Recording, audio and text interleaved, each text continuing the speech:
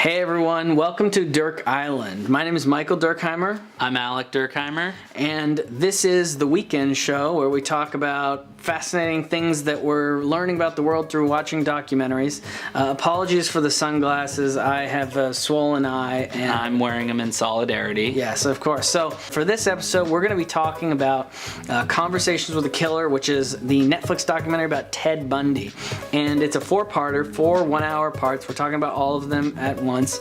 And this is, Ted Bundy was a notorious serial killer. This documentary is by Joe Berlinger, and it goes through over 100 hours of archival footage and audio recordings of Ted Bundy himself, and paints this picture that if you haven't heard about Ted Bundy before, it's fascinating to watch.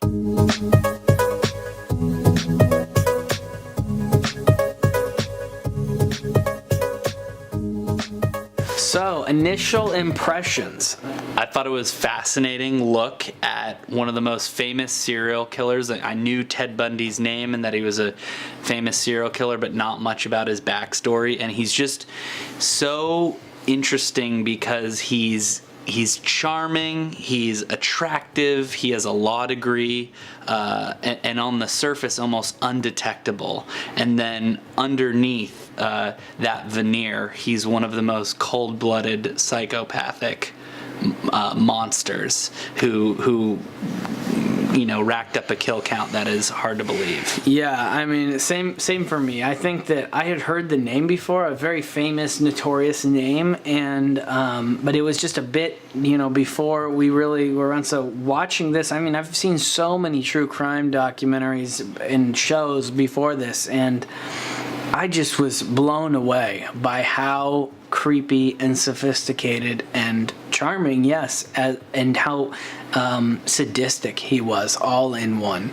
And it was really, I think, by far, Ted Bundy is the most creepy person I have ever seen on film or anything, and it's because of the combination, because he's not only so sadistic, which there's almost no one who rivals him in the sadistic and effective and just horrible murderer that he was, and at the same time the real element that is so creepy and horrific is how charismatic he is seeming, how normal seeming, and how unbelievable, even when confronted with the evidence, how hard it is to believe even that he is the killer who is doing this also.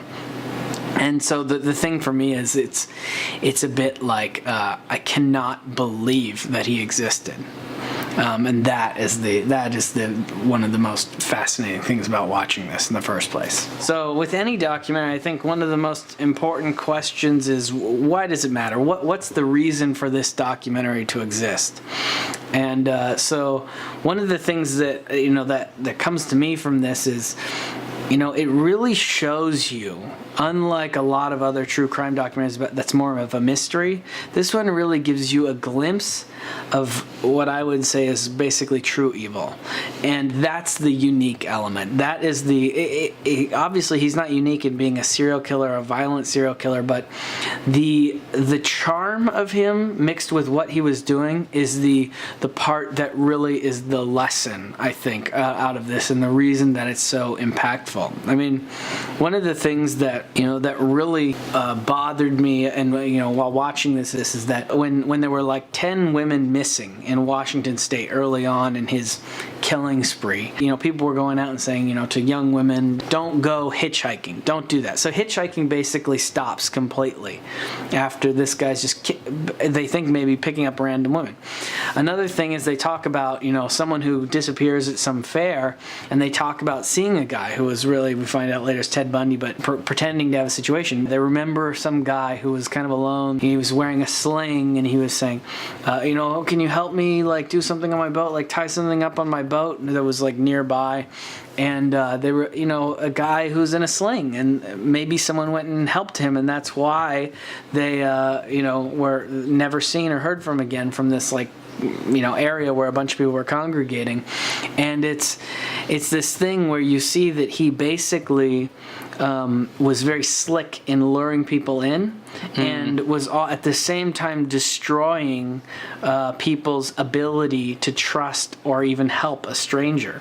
And so what's so interesting about this is that, he's destroying hitchhiking, which has not really existed for most people who are watching or who live in the U.S. has not really been a thing that many people do for a long time, because it's pretty much thought like hitchhiking is really freaking dumb.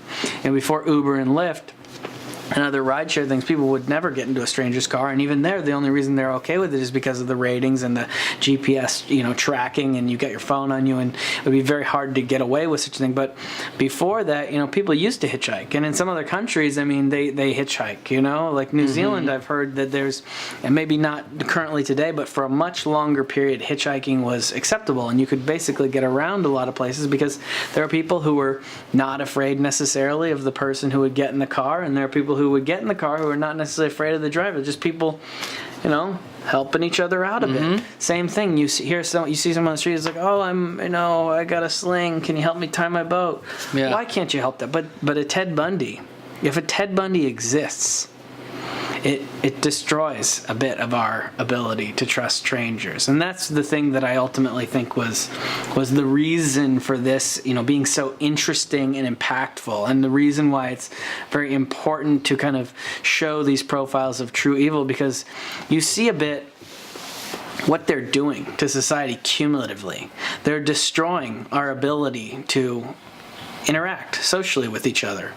And, that's a bit, it reminds me a bit of like the Las Vegas shooter, right? The guy who shot all those people at the outside at that music concert. Obviously, they're both killing a bunch of people, but in very different ways.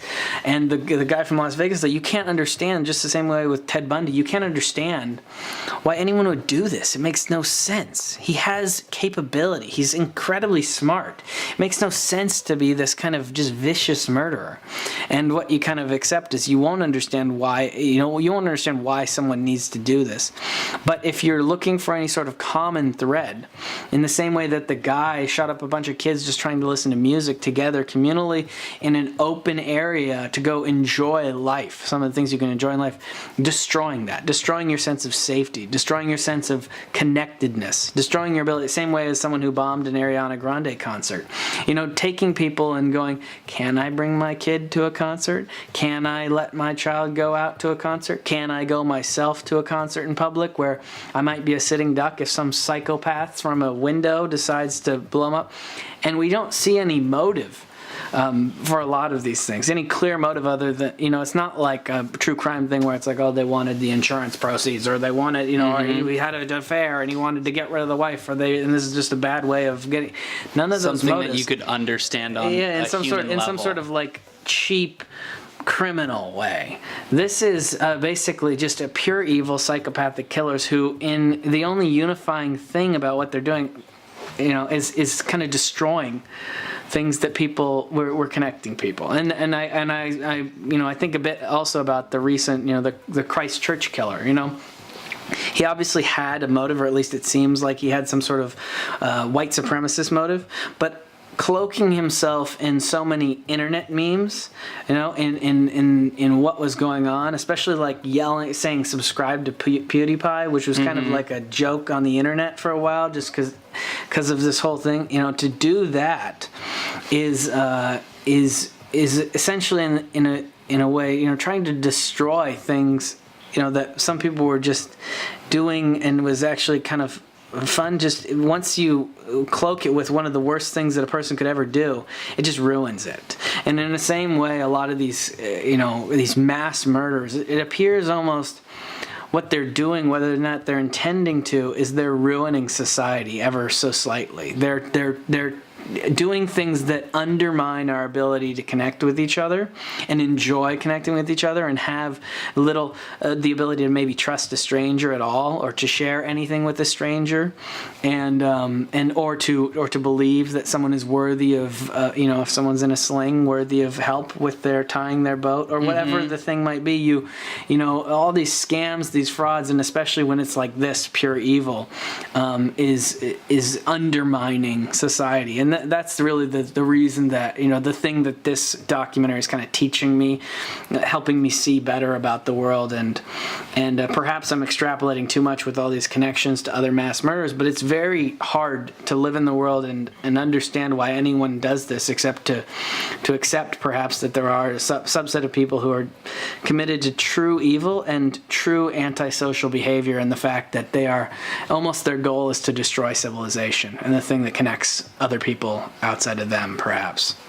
Yeah, it's a really interesting point you're making, which is outside of a person like Ted Bundy, outside of the many victims he amasses, the worst wound is kind of this deep puncture to the social fabric that he creates, where we can't kind of fall back on trust of each other and this feeling of safety within our own country. But now we're forced to kind of either go to one extreme where you want to militarize or get, buy a gun, have security, be on the lookout, don't trust people. It's not just a good Samaritan scenario. Have your wits about you. Don't be naive. Or the other kind of inclination, which is we need to nerf the world and somehow try to eliminate danger. And, the end result is just people are pulled to these extremes. You can, and that's the puncture that he creates. It creates these the division, and the division within yourself, your ability to go out and trust the world. Yeah, there's something interesting about noting that being kind of an innocent lamb who could trust anyone, see the better impulses in everyone. Ted Bundy is the one who makes that kind of beautiful hypothetical person seem naive. And people who are maybe not as bad as Ted Bundy, but reliably exist in the world. I mean, what you're saying reminded me of a group of people traveling. They actually had a blog that was all about love and trusting people and kind of seeing the humanity, and they were going through parts of the Middle East. They were kind of, I think, bordering Iraq or Afghanistan, not in them, but in one of those countries. And their whole kind of point was, we close ourselves off to sections of the world, to people. We think, everyone in this region is a terrorist, or this part of the city is that they're all out to rob you, whatever. They were kind of combating and actively blogging about it.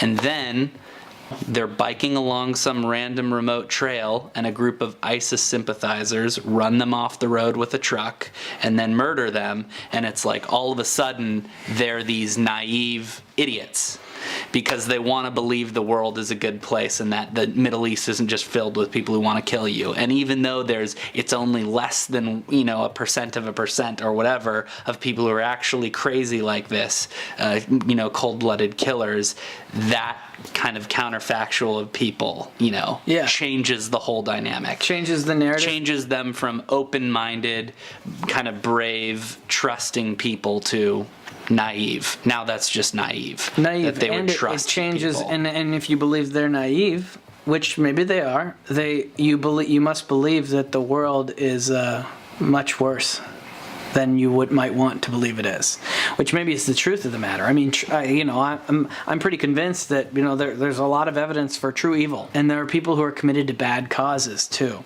and you don't have to victimize them in some way and say, oh well, if it was only for their childhood or different, blah blah blah. But it is a very small part of life, but what they do is ruin a lot of the rest of the 99% of social interactions.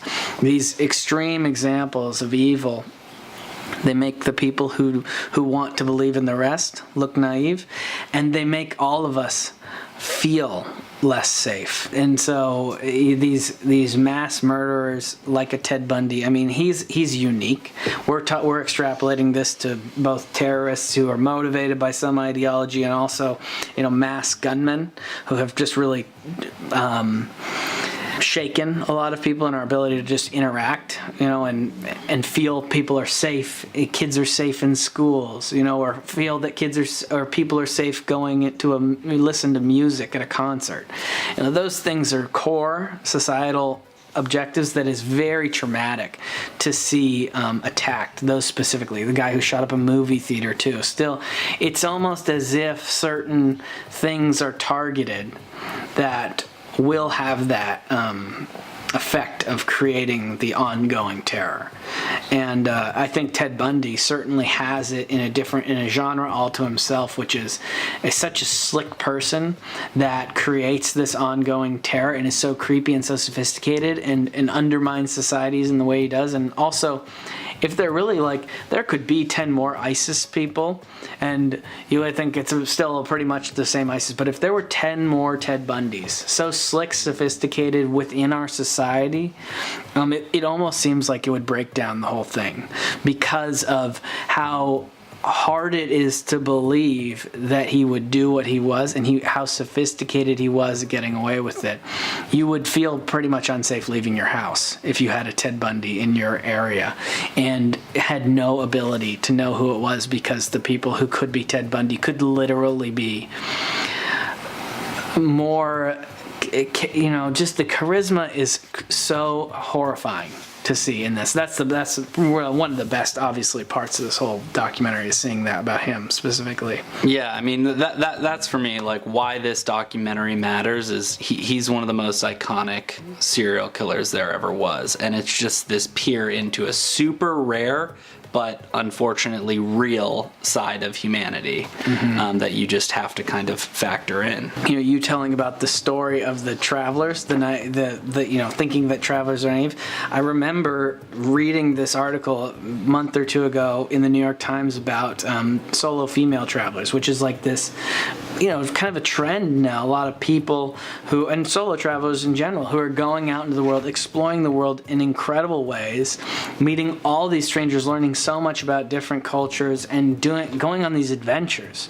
And the tragedy is that a commonality over a lot of these stories that are profiled is so many great experiences marked often with one or a couple very traumatic experiences, a lot of times with the solo female travelers, of some sort of sexual assault, perhaps a forced robbery or something. But these situations where people are victimized, where you're reminding me of this with the 99% of people going out into the world, making these connections, breaking down fears and barriers of others, and really all the benefits that people can have by meeting strangers to them, going into places that are foreign to them, all that can be learned, which is so great, which is so possible now in the world with people traveling, and just the kind of connections that we all kind of wish that people could have in life that really make it valuable and interesting and make you learn a lot,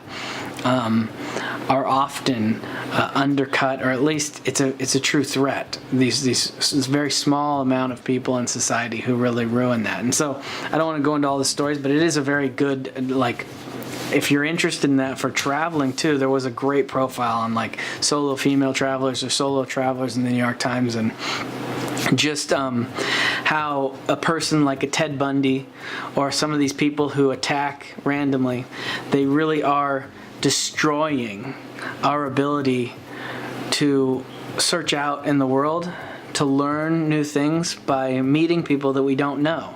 And that is really tough when someone's going to take advantage of that with a sling or with picking up a hitchhiker or whatever it is, and just ruining a lot of people's ability to just move through the world in a way that would make us all a bit better off, perhaps. And so, yeah, that's another really kind of a tragic thing, and also really relevant to the conversation, the dialogue you have to have when you're kind of thinking about things like travel or just connecting in general. And it's really great and important and sad that we have to deal with the Ted Bundys of the world. Yeah, I mean, what a great impulse to want to kind of make the world in your own image and be trusting and venture out. And then this one anomaly of a person kind of is the refute of all of that, is what makes that naive instead of awesome. Yeah, or a small group of people or a small segment of society wherever you go on Earth. It's often, it's something I say a lot is that, and I don't think this is original to me, but a lot of people say something like, there aren't any dangerous places or countries, but there are a lot of dangerous people.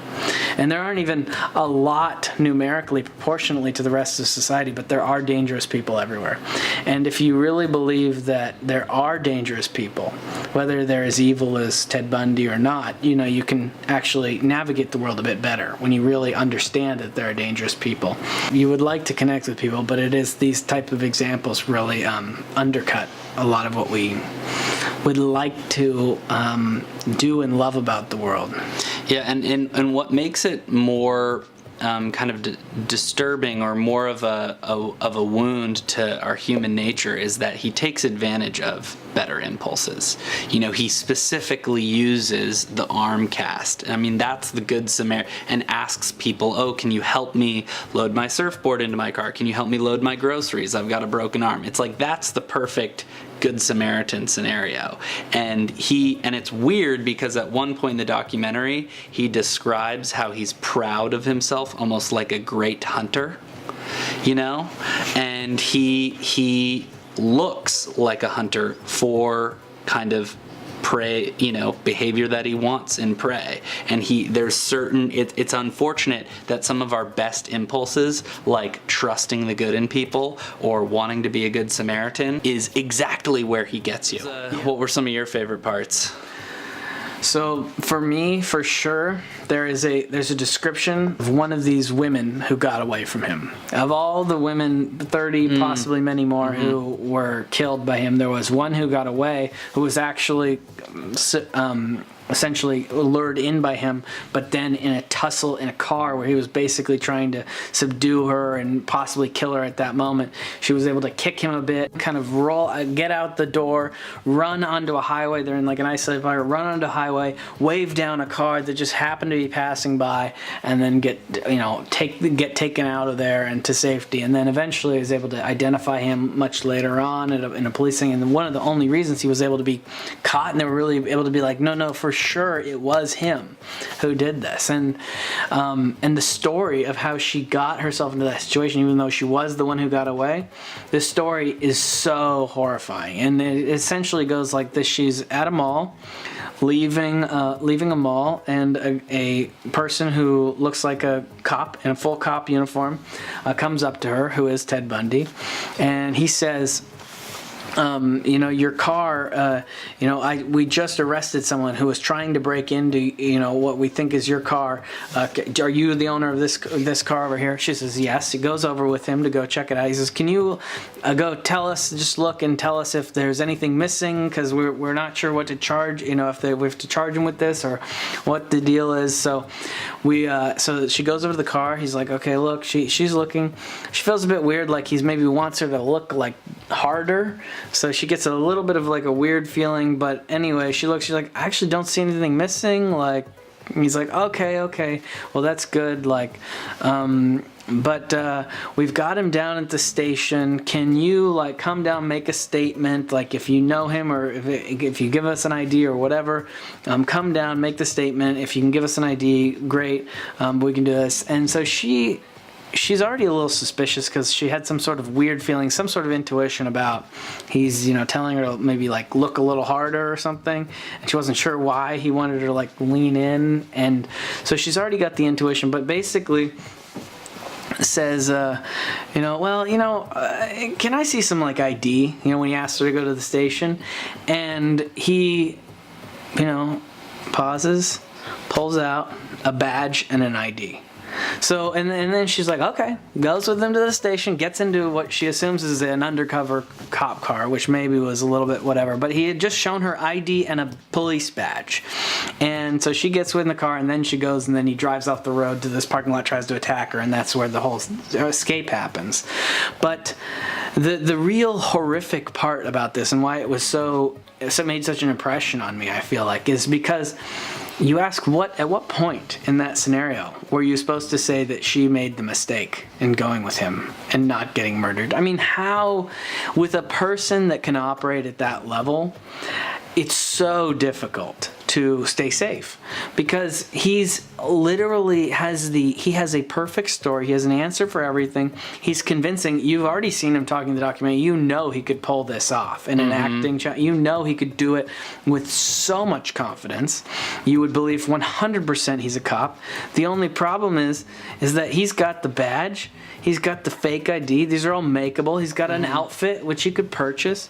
These are all things that people could purchase. So, where was she supposed to stop? And I guess the real thing is, you got to say, like, you just can never go anywhere with anyone who you don't know for sure.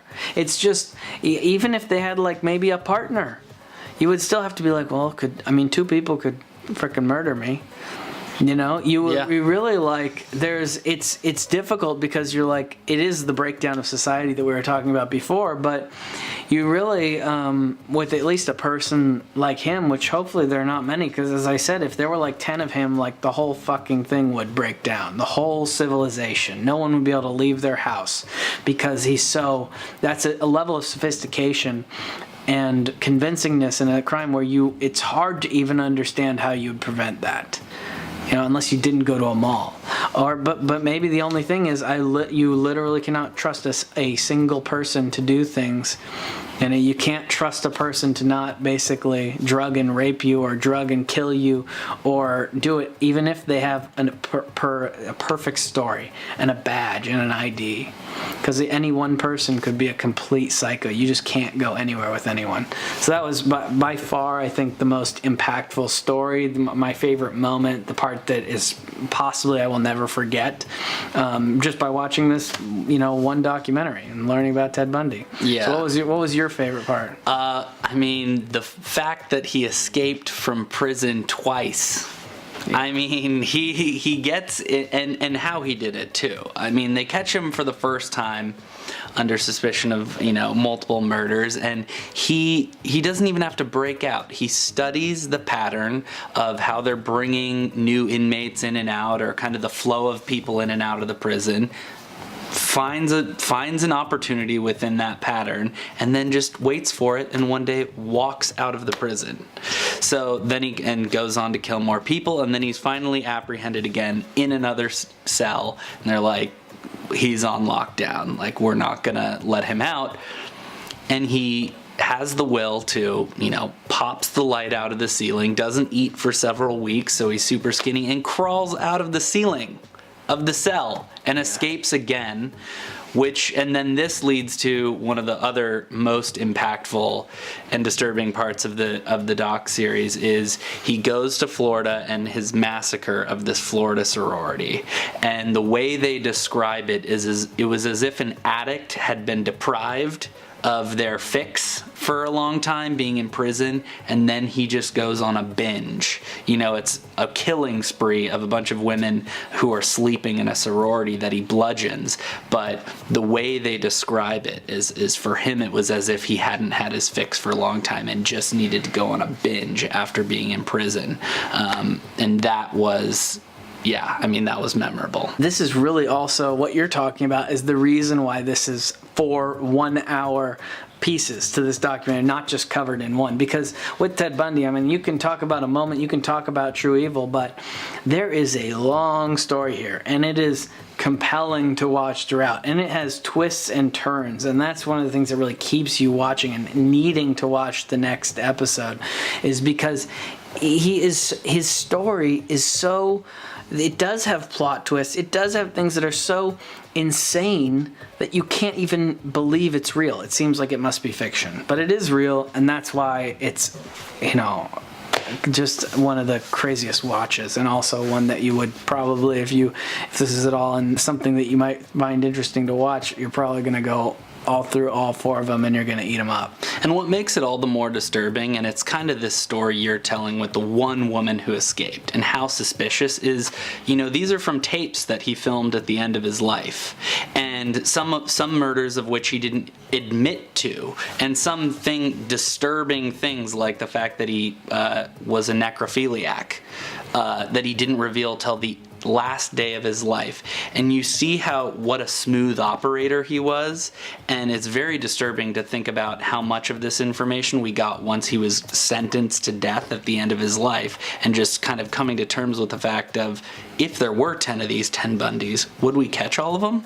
That is kind of the most disturbing fact, is how much of this just went undetected for years until he was finally caught and sentenced. Yeah, it's crazy, and also it does leave you with that bit of mystery in the way that he was almost alluding that he perhaps did kill many more than the 30 or so murders that were pinned on him, and he did say all these things at the end that you are suspicious of whether or not he was trying to just stay alive, like, I'll tell you a little bit more if you keep me alive, all these, but he's also a super unreliable and untrustworthy person. So at some point in time, after 2 escapes and 30 murders and getting to the end of death row, they're like, go fuck yourself, you're done. We don't care if you're going to admit to 60 more murders. If you did 100 murders, go fuck yourself. You're dying like you should. And it seems like, because he does try to entice at the end with almost this, I'm admitting to it and whatever. But at some point in time, you're like, this guy is a slick liar that it is part of, like, we cannot afford to have him around. Like, society is at true threat with a Ted Bundy at all around. And so, the whole 10 Ted Bundys equals perhaps the end of civilization is, as I was very convinced by that. And also just pretty happy that he was, whether or not, it's a death penalty thing, but pretty happy that he's not around, because he's the most creepy person I've ever heard of or seen in any sort of tapes or footage or whatever. It's interesting how he was with the cops at the end of life saying, I have more murders I can admit to try to extend his life. And after you've seen what a sociopath it is, it's almost hard for me to comprehend that he cares for his own life. It's almost a surprise to me for some reason, because he's so indiscriminate and just has nothing that would resemble normal human emotion after what he's done. So the fact that he still would care about anything for himself, it just almost came as a surprise to me. It was interesting. Yeah, agreed. So welcome back to Dirk Island. This segment is worth watching. We are talking about the Conversations with a Killer, the Netflix documentary about Ted Bundy and the Ted Bundy Tapes. So what's the verdict, Alec? Watching? This is worth watching. I would give it a solid 8. Do you want the sign?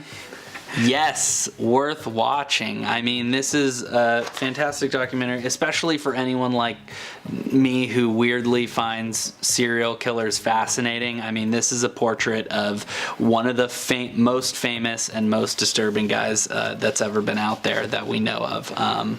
So yes, definitely. Yeah, definitely. I would say worth watching as well. Now, just to explain kind of our rating system, it's not that we are giving it an 8 because it's worse, than a 10, but 8 is basically if you like documentaries, if you like true crime, this is worth watching. Yes. And it's a very high rating in that respect. Now, it's not. We would give 9s and 10s to things that are more like Anyone on Earth. Whether you like watching documentaries or not, yes, you got to go out and see this, because it's going to change your life, or it's going to vastly impact the way that you can see the world. If you have trouble watching this genre, or even watching, this is a fairly long documentary, 4-parter, 60 minutes. It's going to be, you'll still be able to go through society without watching this, but it is is for a documentary, for a view into true evil, this is the clearest and creepiest portrait I've ever seen. There is no one like Ted Bundy. Before watching this, I knew of his name, but I didn't know him. And I've seen so many true crime documentaries, so many profiles of serial killers. This one creeped me out the most, by far. And it's not only the viciousness of the crimes. Many people have done many horrific crimes. It's the charisma of Ted Bundy. Yes. That is the thing that I've never seen before, and it's the reason that I've said many times, if we had like even 10 Ted Bundys, you might fear going out. It's just because he is so horrible to be the combination of capable, sophisticated, and excellent liar. You can't even tell. If you didn't know that he did the crimes, it would be hard to believe he did, because it's unlike anything. And if that was the way society was, if anyone who you ever met who was slick, sophisticated, capable could also be the most horrific murder, and if you didn't actually catch them in the act, they would basically you'd be like, I could not even picture that he was capable of this. And that's really the thing that I think is the enduring lesson of this, and why it is worth watching. For sure. Yeah, I mean, he's the TV movie version of a serial killer, except for it's all real. That juxtaposition between outwardly charming and underneath the surface as vicious of a killer as they come is fascinating. So with the exception of those weird people who don't like to dive deeply into psychopathic killers that are real, maybe you should sit this one out. But for people who have an appetite for that, and kind of want to see this side of humanity, it's worth a watch. I think there's just so much here to like about this documentary, and why it's worth watching. Totally agree. Thanks everyone for watching. If you want to keep up with us, please subscribe on YouTube, and you can also watch the longer podcasts that are released every weekend on Apple Podcasts. Thanks very much. Thanks.